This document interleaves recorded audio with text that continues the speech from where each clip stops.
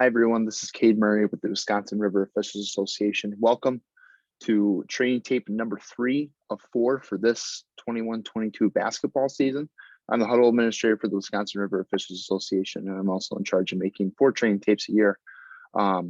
This has been a great season so far. I've had a lot of fun. I hope you guys have had a lot of fun as well. You guys and gals, I should say. This has been a great season so far. We got some great clips to look at today. And without further ado, let's get right into it. A few disclaimers before we do get started. No clip, of course, is ever meant to call out an official or crew of officials. I've seen a lot of video surfacing as of late, one as of this past week in the La Crosse area. And we never want to degrade our officials when we're looking at these. We want to use these purely for informative content. We never want to degrade these officials. We hope that they see these and they learn from them. My goal is for you to just take 1 or 2 things that you can take to your pregame and you can talk about and that you can learn from on this training tape here. I've divided it into 3 sections instead of just 3 total clips. I'm going to try and keep this as short as I can. But I have a total of 9 clips here to show you that I think are really just going to help you kind of visualize some stuff. Again, hopefully you can take something from this video. So our section 1 is the block charge. Block charge, of course, continues to be the toughest play to officiate in basketball. If we can get on the same page about how to officiate the block charge, I feel we're going to get some more accurate calls. And I'll show you what I mean here when we get into these clips here. But our first clip is one where we see that the ball is getting swung around here. We had a rotation and then we have a new C. We're going to have a drive and we're going to have a collision and we're going to have kind of a double whistle. A couple things here that we always want to know. When we have double whistles, we need to have strong posts. As we can see here, the C does a great job. He posts here. He doesn't make any sort of preliminary signal, but we see that our lead official, he actually blows his whistle here. And he doesn't really post. He goes to make the notion of a blocking foul. If this were to be a double whistle and the C were to come in with the charge and the coach sees that the lead kind of almost signal the block, we're going to be in trouble. So post hard here with the fist and sell your call. That's another thing with this is that we see that the kind of the block preliminary signal is a little soft. Make that a little bit harder, sell your call. It makes you more believable on the court, in front of your fans, in front of the coaches. But to get on with the play itself, we have a drive initiating from the C's primary. That means that ball handler and that primary defender are the C's responsibility. After that, any defenders coming from the lane, the lead has the crack at it. The lead should be watching those defenders in the lane the whole way through. They should see how the defender got there, and they should be able to make an accurate call based off of what they see here. From the looks of this video and from my initial impressions, I do believe that the call is correct. I do believe that it is a blocking foul.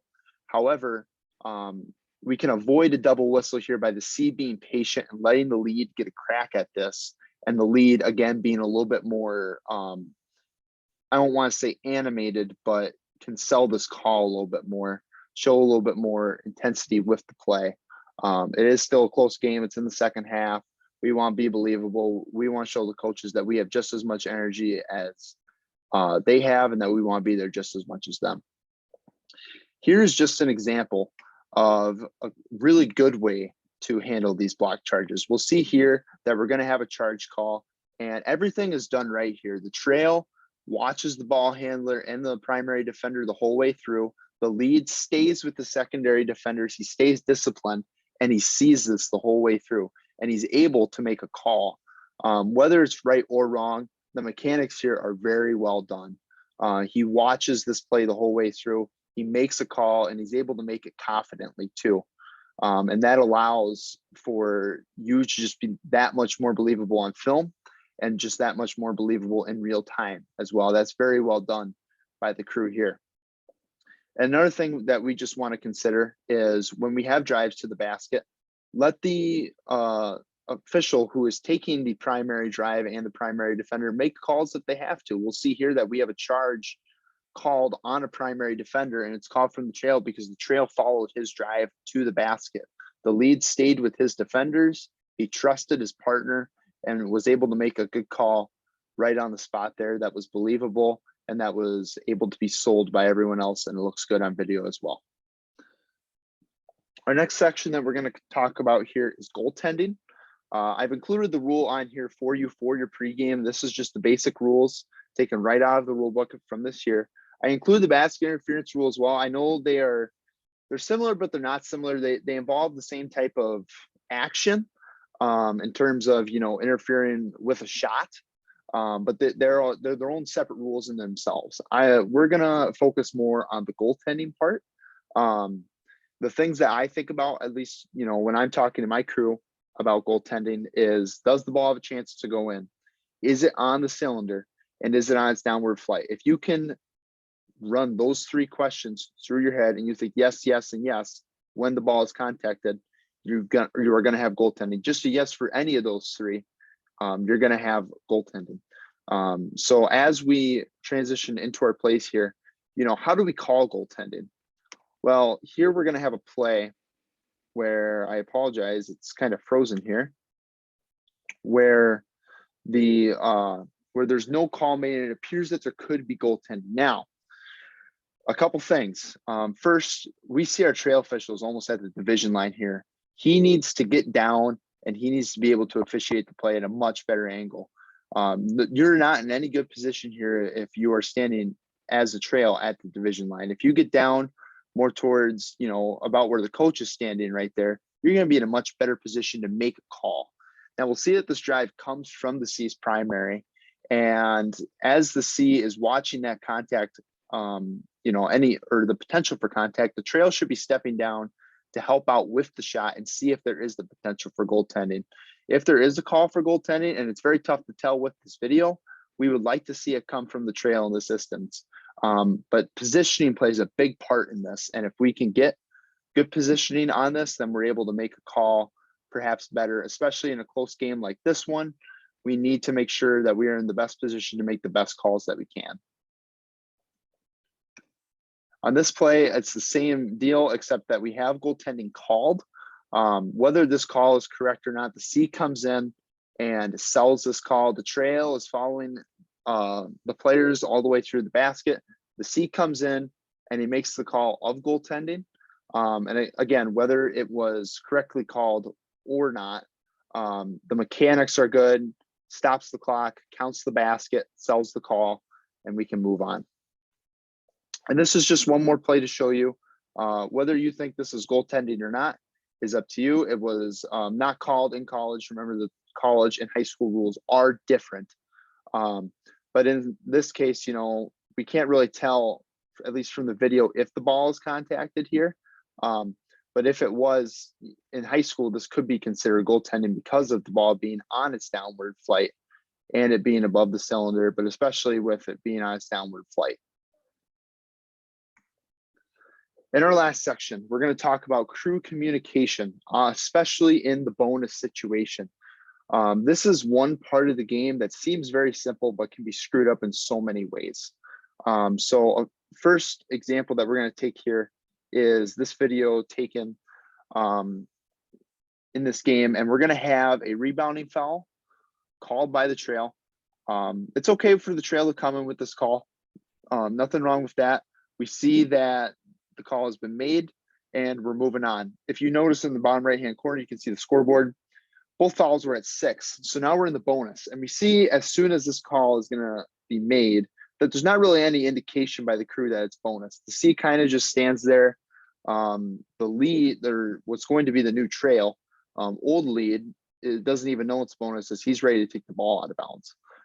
When we come in and we have situations like these, we should be communicating who the shooter is. We have 1-and-1, and that we need to line up for bonus free throws.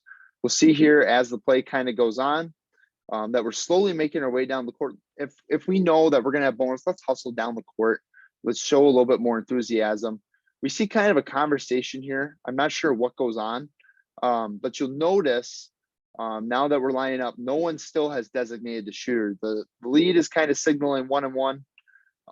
But we still have a designated shooter. And if we go back, we will see that the foul called here was on black number 12, and white number 10 was the one who was fouled. So white number 10 should be our shooter. That should be communicated right away, especially by the center official here. I think the center that personally he's kind of backing away. Don't back away when you have rebounding action. Step down towards the rim. That gives you a better look. But again, there's no action by the center here saying, hey, white 10 is our shooter. And we'll notice as we come down here that we have the incorrect shooter. We just have anyone step up to line, and we have what appears to be a white number 3 shooting the bonus. This is a correctable error. If it is caught, we can use a correctable error and we can reshoot the free throws. In this instance, it was not caught, but this is really on the lack of communication for bonus situation. If we have two different, if we have someone shooting the free throws who isn't supposed to be shooting the free throws, that can make a massive difference in terms of, a better free throw shooter, things like that. We need to communicate better as a crew so that we avoid these mistakes. And I do have some examples of this. This crew does a great job of communicating. We see that it's going to be the sixth foul that we're going to be in the bonus. And if you notice the lead official on this, if you watch this again, as the foul is being reported, he's going to go to his partner. He's going to give a little kind of a hang loose sign, but just indicating that it's bonus. You can do whatever type of signal you want with your crew to communicate. This crew, my crew, we use kind of a little hang loose signal just to indicate that it's bonus. And that's what the lead official does here. He just gives a subtle nod to the trail and says, hey, we're in the bonus now, both ways. That's a great job of just subtle communication that can set us up for success in the long run. And then in our next play here, we have where there's a foul and it's going to be bonus. The foul is called. The lead official does a great job of signaling, hey, we're going to have bonus, and he points to the shooter.